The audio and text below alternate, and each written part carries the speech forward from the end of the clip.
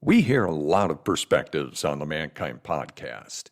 Inclusion of a guest is not an endorsement of their views, and the opinions expressed here do not always represent the mission or values of the Mankind Project USA.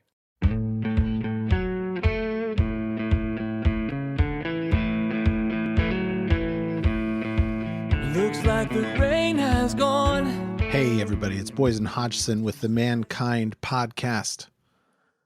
What's the cost of disconnection? And can we play our way into connection? Let's get real, bro. On today's podcast, I get together with Weston Karnes, the creator of Let's Get Real, Bro, a card game for bros and everyone else to build connection and flex our vulnerability muscles in relationship. Weston and I spend time talking about the costs of disconnection and disembodiment, about how to make a habit of getting real with ourselves and with our friends, about the desire to make men's work more accessible and how this drove Weston's product design and its ongoing development. As humans, as we know, we're wired for connection. And yet we live in a culture that actively teaches us to disconnect, especially as men. So what's at risk for us to actually connect? How many friends do you have that you can call on? For me, for a very long time, it was none. And what comes up when you think about playing a game that asks you to dig a little deeper and share a little more about who you really are and what's really going on? Weston and I also talked about rolling from obsession to obsession, about getting burned out, about being an entrepreneur with a mission, and how he's been learning to slow himself down into focusing on connection, self-awareness, one slow breath at a time. Let's Get Real, Bro is a game designed to help men drop in, to love, to drop into piercing the shells and beliefs, and to drop into connection. And Weston and I also play the game live in the podcast a little bit to give you some examples of what it's like. Look at the show notes to learn how you can get the game, and follow LGR Bro on Twitter, TikTok, and Instagram. Hope you enjoy the conversation.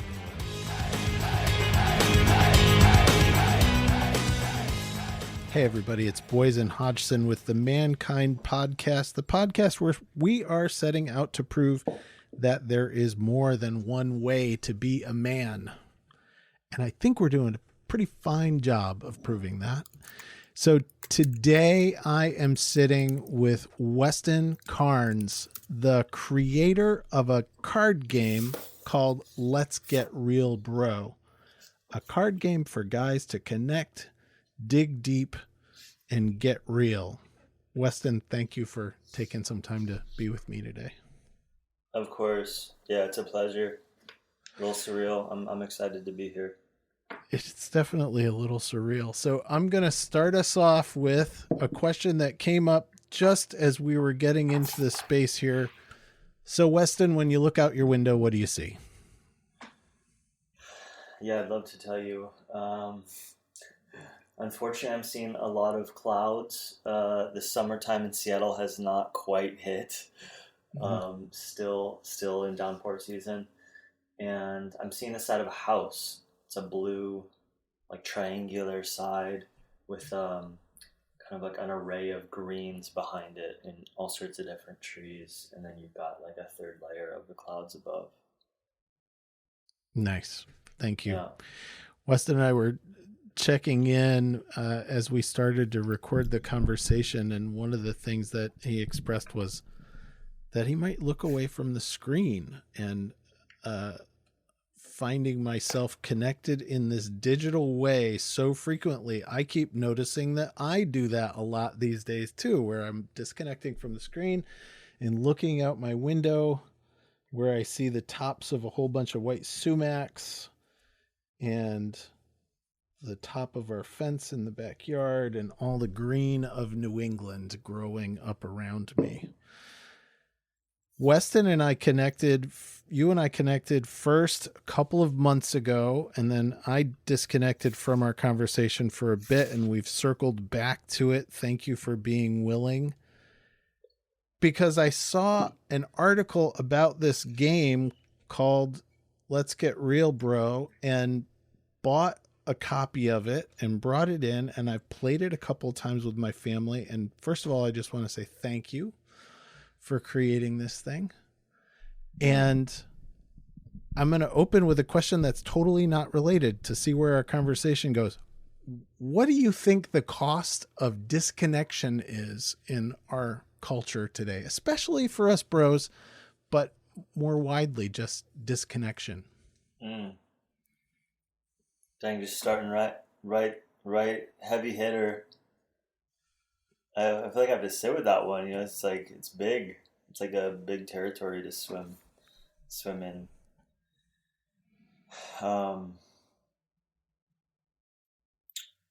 Yeah, I mean, I'll start with like some of my own experience. I think that's the cost of a lot of my life has been kind of like seeking connection.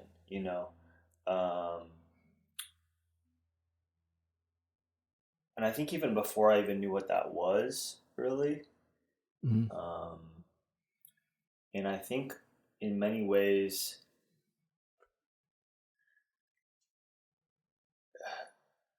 one of the ways in which I've like found a way to be present is through connection, through connection with others. And I'm now kind of learning more about like, how do I really connect to myself? Like, how can I use myself as this same source of like stability and presence? But to me, the cost of disconnection for me is often like a bit of a dissociation. It's like living kind of in a foggy land where I don't quite know where I am. I don't quite know who I am. I think of the word like severed. Wow. Yeah. And just like that kind of like, I don't know, the image of that word always just really stuck with me. Yeah, I mean this word, and also this word like, there's a lot of word like embodied, and like this is becoming, I think, a larger, I don't know, it seems like it's getting more traction, like how do we live more embodied lives? And I think of the other side of that, and like the term disembodied, and like how like the connotations of disembodiment and disembodied is it's like without life in many ways, and I feel that like when I'm not connected to something, whether it be myself or my environment or like the others around me, I feel very lost. Yeah. Thank you. Before we started recording, so Weston and I have spoken to each other a total of 2 times, 2 conversations. The first one was brief. This is the second time that we've ever spoken. Number 2. I said, my last meeting was really hard. Weston said, should we just stop and take a few deep breaths together? I never thought I'd be that person, but there I am. And here you are. Yeah. And thank goodness, like, right. The fact that you and I don't know each other well, you have a modicum of understanding of what the Mankind Project is about. And yet that's who you are in connection. That's who you are in creating the space for us to have this conversation. Right. So we both closed our eyes, settled into our seats. You actually led a little meditation, grounding meditation, just to reconnect to our bodies. And then we opened back into the conversation. And I got to believe that if that's the way you do this, that's the way you do everything. And that kind of takes me to, so how did you come to create this let's get real game? Because are you just that guy all the time? How did you become that guy? I appreciate it. I wish I was that guy all the time. I was telling you, you asked me how my day's going. I said, right now I'm good. 3 hours ago, I was not so good. I was struggling.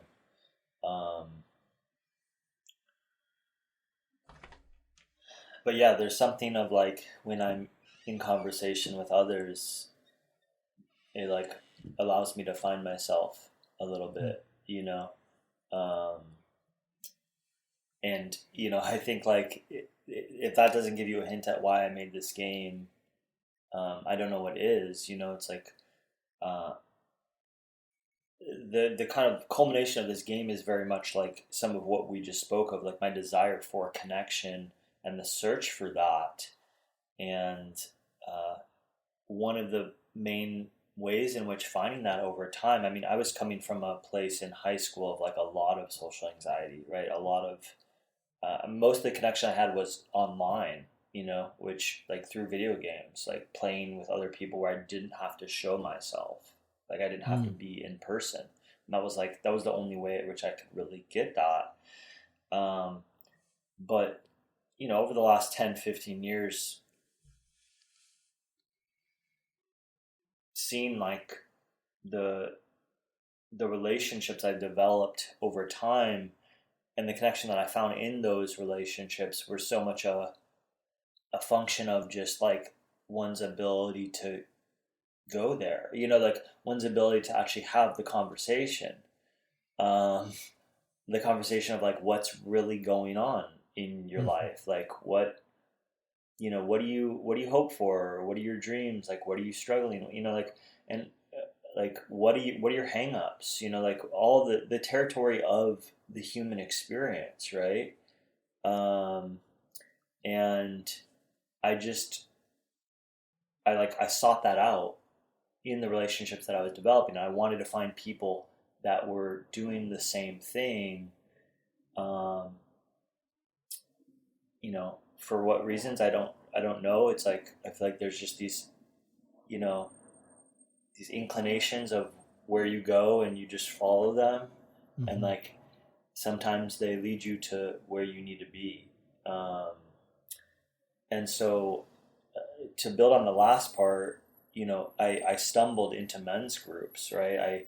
I kind of like, I came across them in the same way that I feel like I come across everything, which is kind of just like this, like, what is this thing? Oh, and then like following that initial kind of interest or like that excitement of like, what's going on here?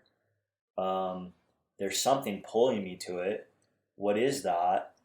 And I think ultimately like my desire to like connect more deeply with other men was the thing that was pulling me there. Like I felt like it was harder for me to connect with men in some ways that were in my life than it was like the women in my life. And I was always curious about that, just kind of holding that as just an observation. And I was like, oh, this is so interesting. This is like a space where guys get together with the intention of opening up and connecting, and I was just like, well, I'll be damned, like, let's do it, like, sign me up. And so, I continued to kind of explore that, started organizing, doing some facilitation stuff. I actually just got back this last weekend from an in-person, like, it was actually my first facilitated in-person kind of men's gathering of sorts, cool. Which was really cool. But anyway, I'm also a designer. So I have this career set of like product design and user experience design.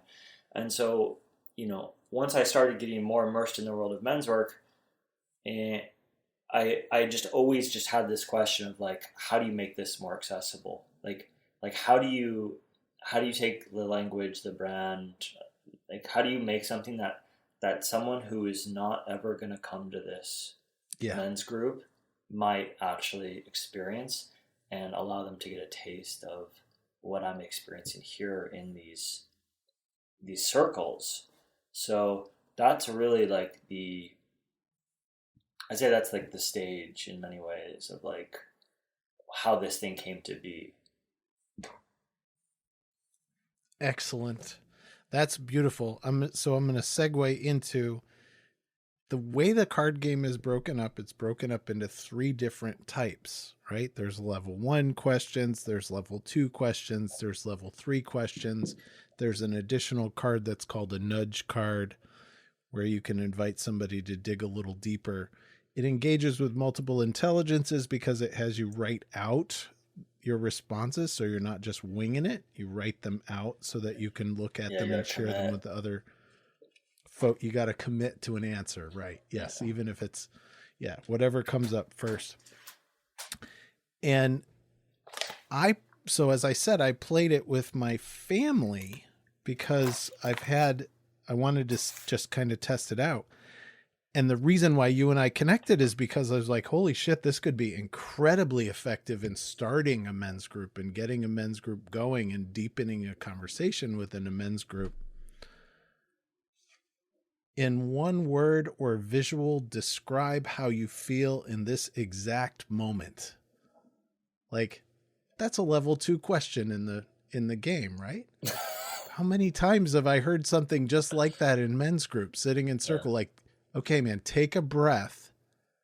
What are you feeling right now in your body? Yeah. Yeah. And for those of us who have been in men's groups, it's like, oh, yeah. It's like just a question like that can open something, right? That can open me to something. Totally.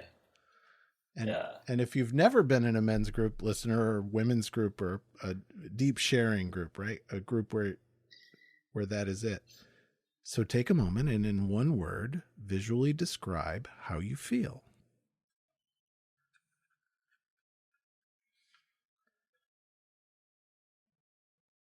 I feel lighter than I did when I came into this conversation, more open than I did.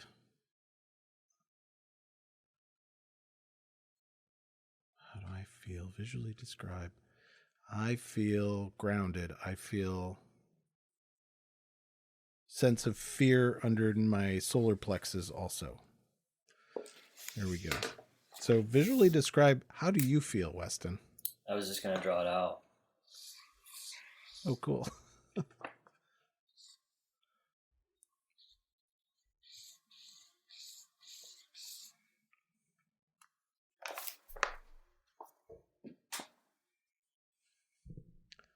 Nice.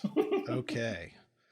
So it's an ascending growing spiral, almost like a tornado. It's like a little tornado or something. Yeah. Little tornado. Or it feels like there's a lot of energy and kind of momentum and like acceleration, and it's kind of either the things I'm saying or the conversation or some type of energy. And I also have a headache. So like I feel this like back of the, like when you like the migraine, kind of like that. I feel that. Yeah. Thank you. What is this? Since creating the game, you've gotten some notoriety, a little bit of notoriety and notice. What are some things that you have learned from people reaching out to you or through the process of getting this game out into the world? Yeah, that's a great question.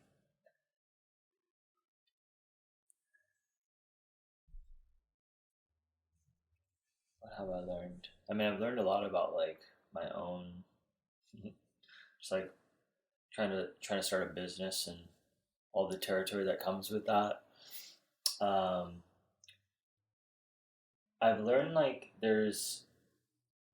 I've heard all sorts of different feedback, and I try to have as many conversations with people that are down to who have played the game, like I've heard like really meaningful feedback. I had a call with a guy who played and mentioned how like just had more sibling kind of like sibling rife of sorts, or like I don't know if rife is the right word, but like we're trying to repair that relationship, and they were able to cover some ground and really just like get to know each other better through the game, and like left feeling really connected.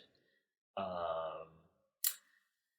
I'm like, there's another person I'm really curious about who I see at the dog park, and he's actually someone who I didn't think would get a game like this, and so he's like he's in that like perfect like place of, okay, yeah, you never would sign up for something like this, and just hearing his feedback actually was really useful, in that like some of the cards were just like not, they weren't accessible for him. Like the language wasn't the language that he would use with his friends, and I think in many ways like it's a vulnerable act to like bring this game forward. And so I'm also learning that, like, what is it like, how do we make this easier to play, right? Like the reality is having hard or open conversations can be difficult, and I intentionally design it in a way where it's like it can kind of go the fun angle, right? It doesn't always need to be heavy, like it doesn't always need to be like super fucking real, but trying to calibrate, right, like that level of realness, I think is something that I'm always just like paying attention to.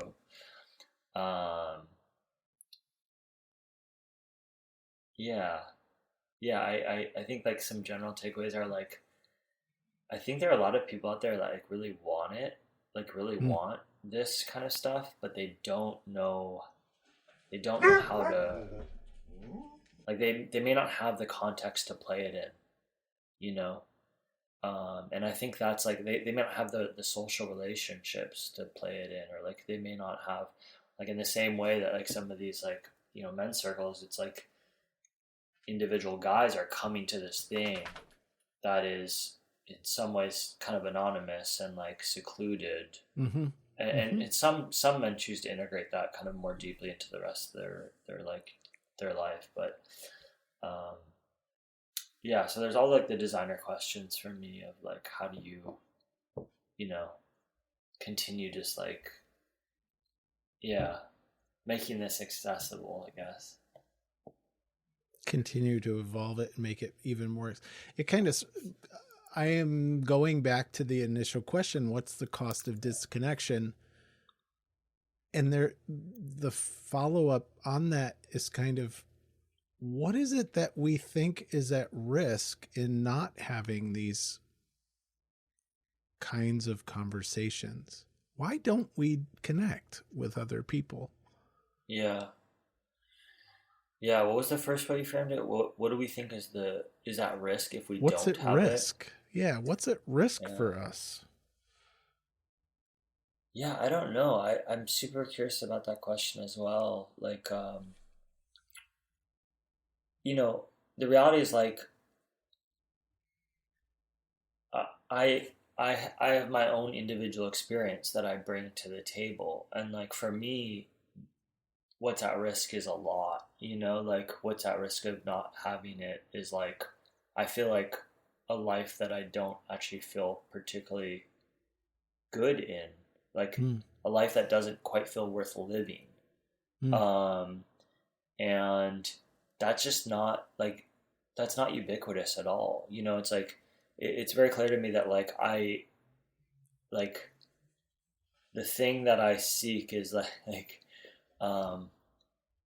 yeah, it's not ubiquitous. And so I think I'm always just really curious about how other men in particular like relate to these kind of things. Like what like I, at any opportunity I'll kind of have that conversation of like, when do you feel close to the people in your life? Like, do you feel supported by the people in your life? How many friends do you have that you feel like you can call on in an emergency? When's the last time you spoke to that person? Like, just like understanding the landscape of like relational beings. And I keep coming back to these things of like, we are relational beings. Like, we are a species that needs others. And so I think I'm like coming to realizations where it's like, a lot of people don't need many others. Like they may just need one other, and that's it. Like that's all they need. That's all they want, and that's okay. Um, but for me, like the yeah, like for me, it's like how do we just create glue? Like how do we create glue that bonds relationships and like feel that we feel good in, that we like want to be near. And for me, like vulnerability and like authenticity were two of the key things that were like, okay, when I'm around people that feel really like in themselves or like they know themselves and they're like they're open, they're down to actually like share about themselves. I just feel closer to those people, right? So there's something that they're doing or something that they're giving off that's like, oh, interesting. Like that's kind of just how I've moved and navigated through life in some ways. It's like no one ever taught me what connection is. Like no one ever said like this is how you get connection. Mm. And I think that's really kind of a profound like sadness in some ways. Like I don't know, like we all just kind of have to stumble our way through this and like and find what works for us.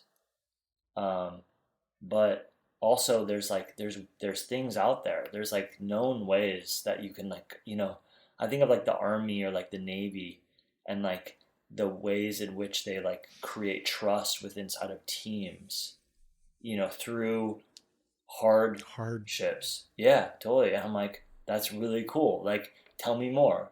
Like, what's going on here? So yeah. Thank you. Thank you.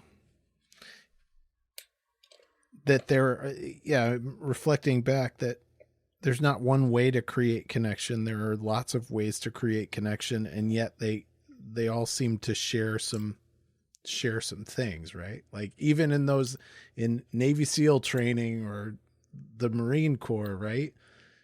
Those dudes aren't learning that their brothers around them and sisters around them are invulnerable. They're learning what their vulnerabilities are.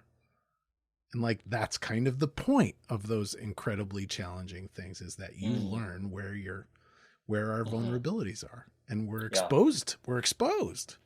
Yeah. In those vulnerabilities to each other. And that's what builds the bond. That's what builds the trust.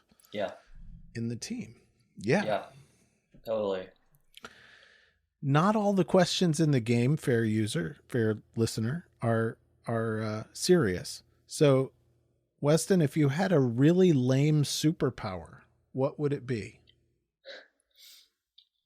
Let me see if I can think. Like, I feel like it's easy when you like. I've answered this before, and I want to use the same answer, but I'm just gonna try to like erase that and see what comes up. If you're enjoying the Mankind podcast, how about taking another step? Now, this one takes some courage, and you have it. Come check out the Men's Work Introduction. It's 3 sessions over 3 weeks, with new sessions starting every month, where you can join other men on the path. You can find out more about the Men's Work course in the show notes.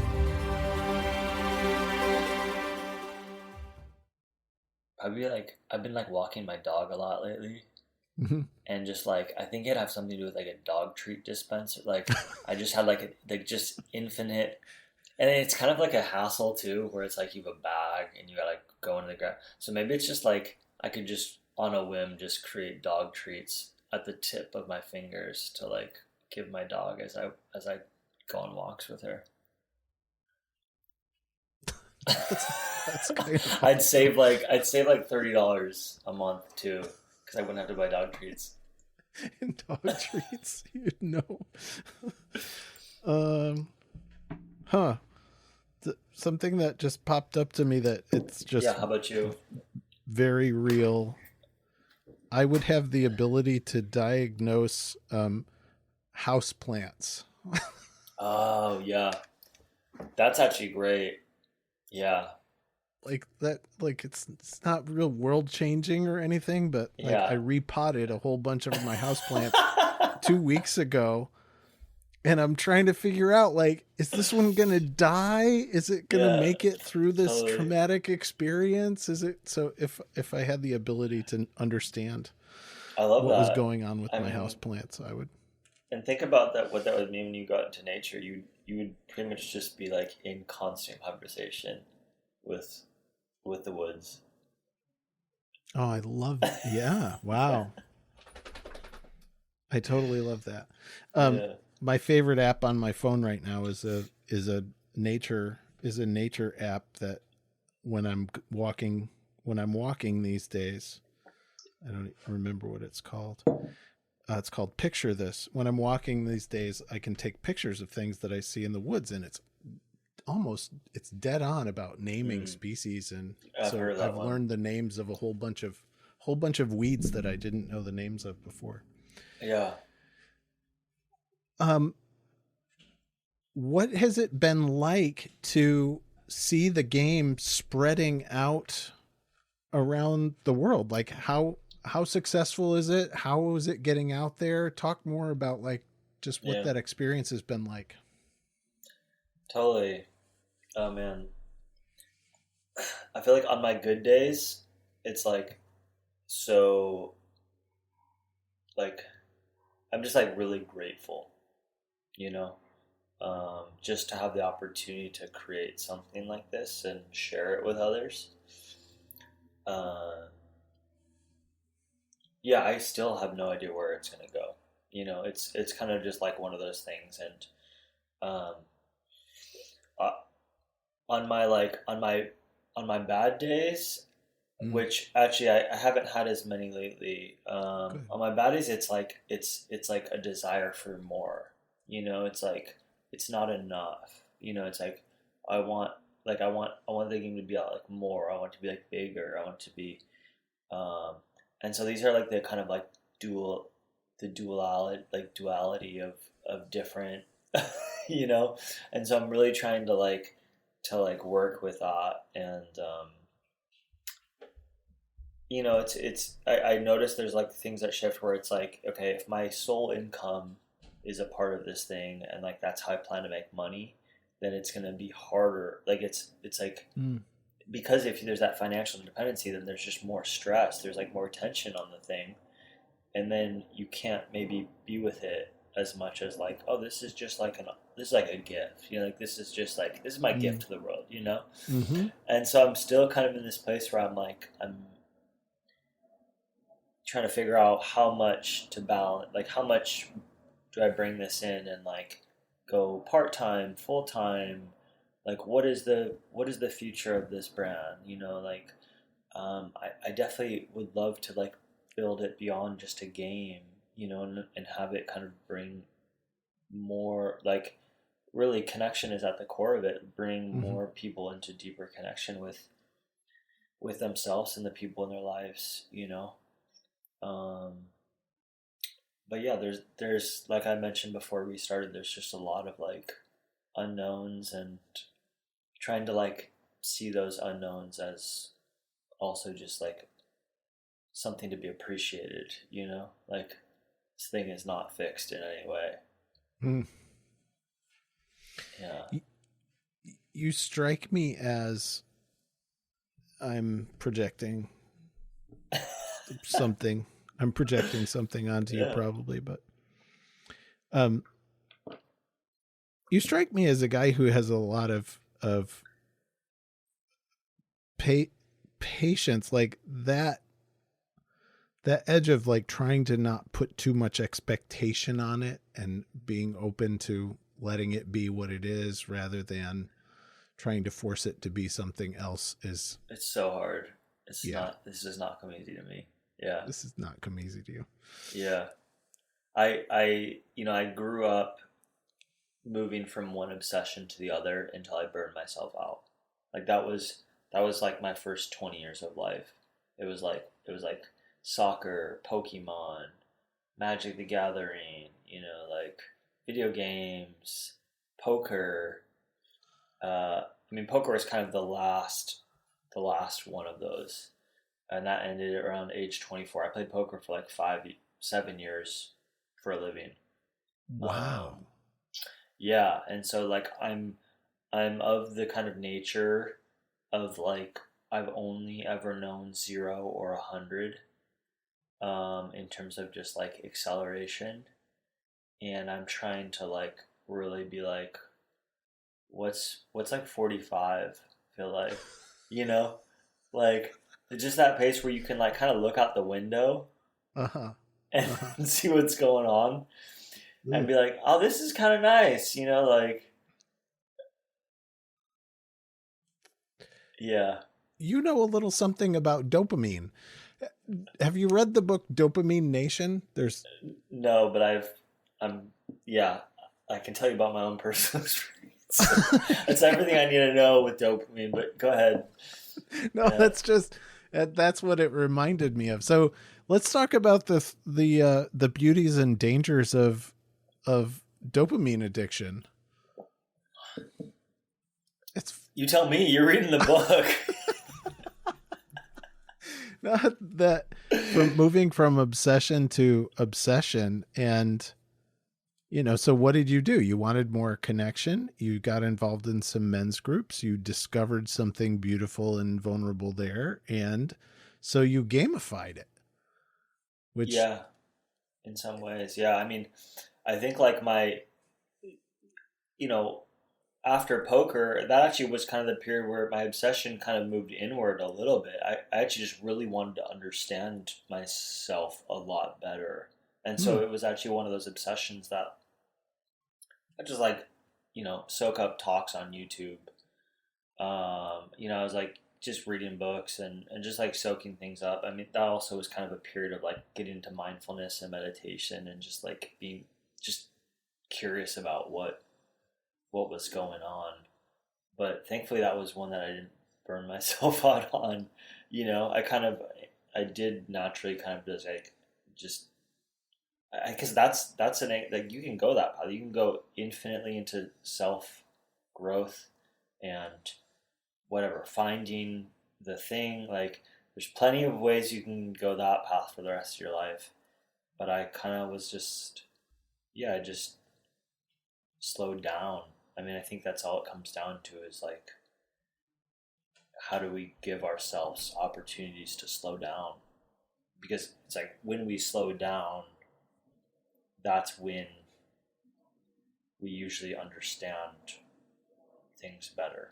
Like we have more perspective on ourselves. Like um, but my mind naturally just wants to go. So it's like this constant, like, like you're getting whiplashed around. Um, but yeah, I'm 34. Give me 10 more years. Maybe by 44, I'll be able to, coast a little bit more. I'm 51 and I still haven't figured Yeah. that out. So, yeah. Yeah. On topic for the Mankind podcast, a level 3 question. The subtitle on level 3 questions, by the way, is super fucking real. What do you think people expect of you as a man, and how does that affect you?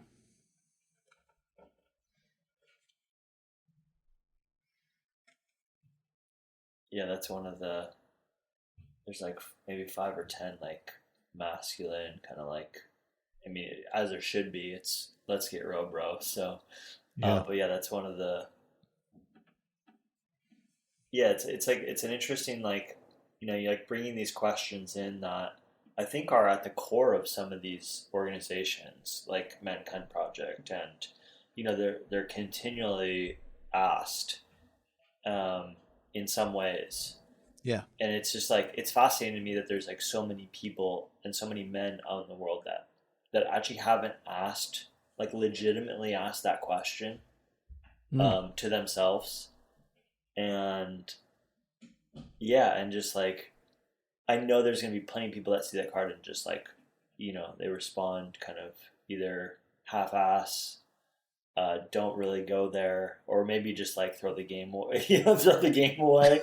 But I like had, you have to, like, there's no choice but to like, to give people that question. I think there might be ways to ask it a little bit differently, but there is something to like being very clear. I like the way, what do you think people expect of you as a man?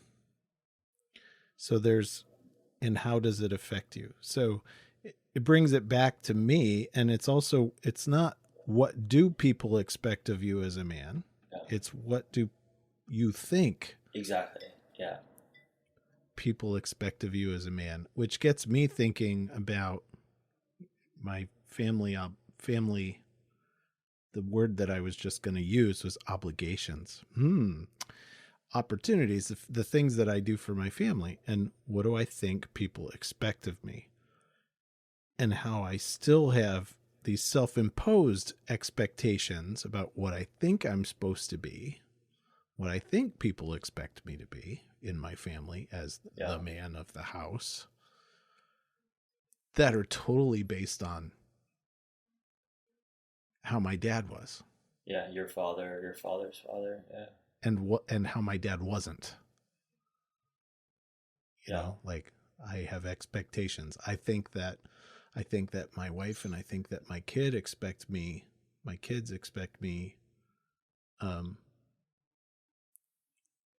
to be more present than I am. And I think that they expect me to be more stoic sometimes, less emotional. Yeah. Yeah, kind of like a rock. Yeah, like the rock. I think that they expect me to be the rock, and they get. How does it affect me? I try to maintain that. So how do I get pent up? I get a lot of pent up energy. Yeah, me too. Yeah. Yeah, that's like an interesting phrase too. Pent up energy. Like what's actually happening in like pent upness? Like, is it energy that wants to leave, to go out, but it's like stuck? Yeah, yes. Yeah. Like I it feels hold like I hold stuff back. Yeah. That's good.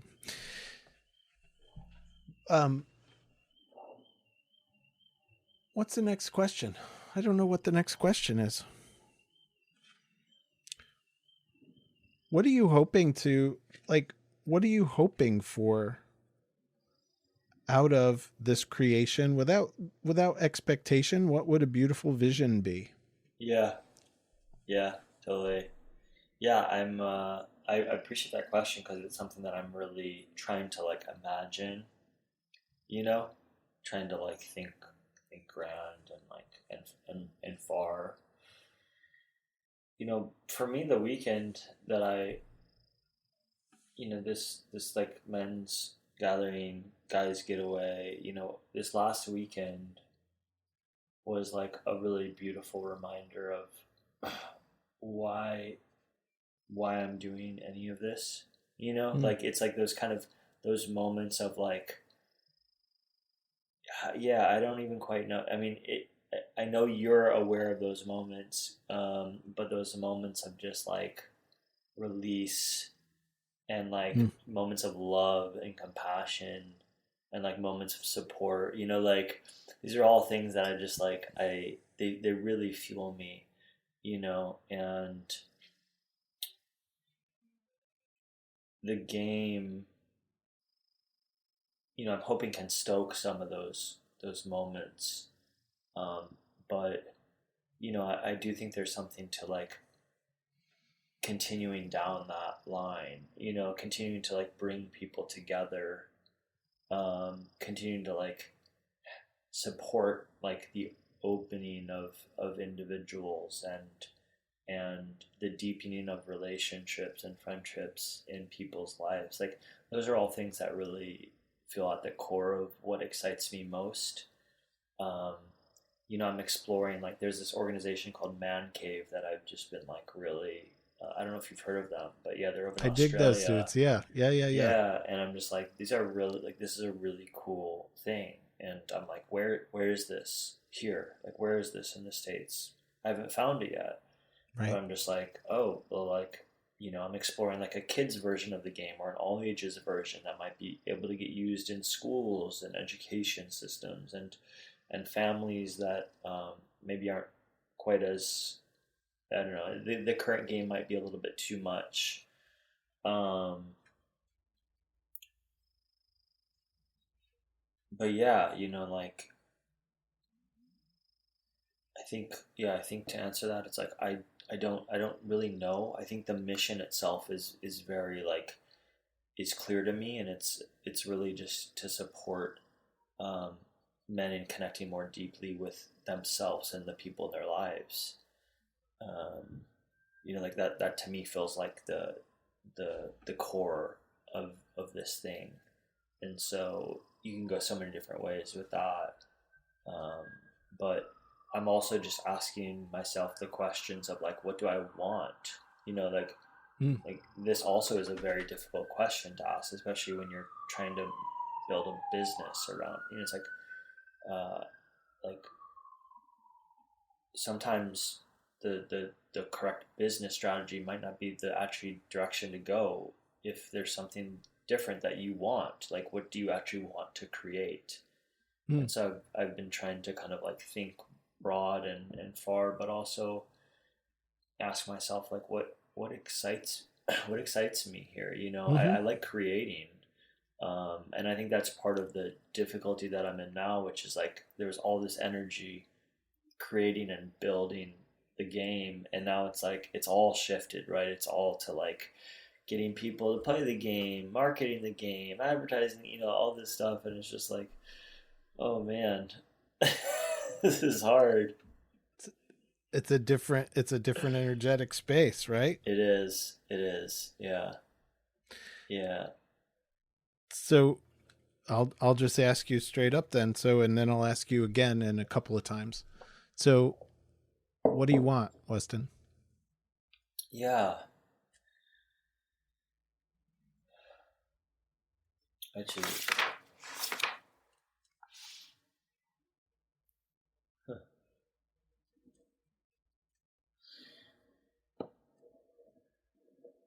Yeah, I think like yeah, I actually just wrote down. I'm just gonna share. This is like from a journal a couple of days. I asked this Yeah. question, and these are like the broader things. I want to grow a business. Like I like the challenge of growing a business. Like I want to make an impact. I want to Mm-hmm. meet and build relationships along the way. I want to have fun. I want to challenge myself. So these are really core kind of what I want. And then it's like, well, what is the impact that you want to make?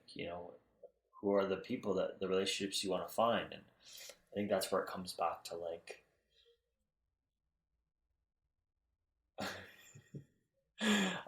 this might be too much, but it's like there is something to like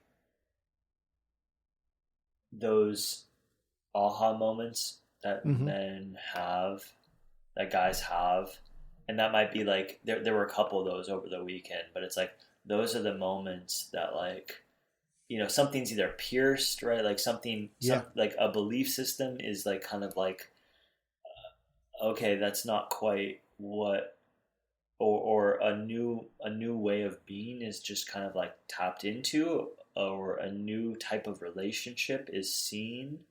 Like those are the kind of things that really are like at the forefront of what I want to create. So um yeah, I don't, I'm gonna write that down because I need to hear that myself. Maybe I'll go back and listen to the podcast, but um, I don't know really what exactly is next.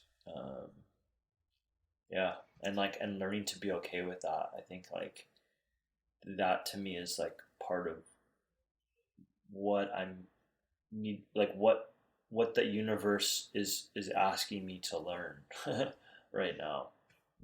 Nice. Because I haven't learned that. So I'll circle back around. Well, first of all, I just want to say those experiences, the piercings, I like that word that you use. I had an allergy to the word sacred for a long time, and an allergy to sacred masculinity. Like, guys in the men's space talk about the sacred masculine and all that stuff. I'm probably But just, I think in the last 6 months, that's it. You described it. Like, sacred isn't something that I can define. It's not something, sacred masculinity isn't something that I can define or anything like that. But I know when I feel it. Yeah. And that's where it is, right? It's when the veil gets pierced. It's when within a set aside space, sacred is set apart, sacrosanct. It has boundaries around it. Yeah. And within that boundaried space, a little hole gets popped through and the light shines out. And like, that's sacred. Yeah. And I love being in spaces to witness that. Totally. And to experience that myself. Yeah. I think that's really beautiful. So here's the invitation as we're getting closer to the end here of the show. So this is in my first conversation with Weston. I'll bring it back here. I think this game, letsgetrealbro.com. Letsgetrealbro.com. I think this game is a beautiful starting place to launch a men's group, or to bring something into your men's group, or to use a deck of cards to inspire you in an open circle situation and get guys to connect. Or if you've really wanted to invite your neighbors over to a campfire and sit around a fire in your backyard and drink a beer. Yeah. This is a beautiful opportunity to do that. It's a very well-designed, well-put-together game. So I want to invite all of you who are listening to go to letsgetrealbro.com and check out the game and get one for yourself. So that's the big pitch. And now for you, Weston, so there are entrepreneurs and designers and dreamers and writers and artists and photographers and musicians all listening to this show. So what's the creator have to say to all of those other creators who are out there listening to you? Yeah.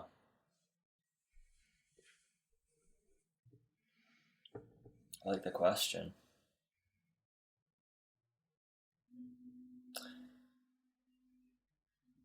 Let me, I keep coming back to this text actually that a friend of mine sent.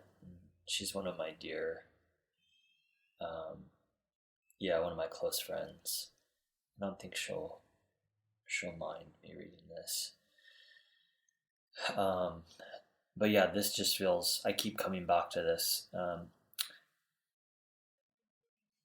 She's talking about, I mentioned I was just struggling with just where I was at and just trying to figure out what the hell I'm doing. She goes, and also about Let's Get Real Bro, here for all of it, the diving in, the turning away, the questioning, the turning towards, the slow build, all part of the process and totally normal.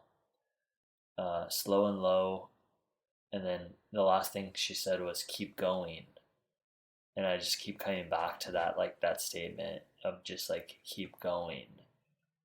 And it just feels really raw, I think, for me. And I think because there's so many parts of me that just want to kind of hide or just not keep going, you know. Mm-hmm. But I know that it's what I need to do. And so for any of the other creators out there that are feeling any of these things that I'm feeling, I just want to send out a little like, just keep going.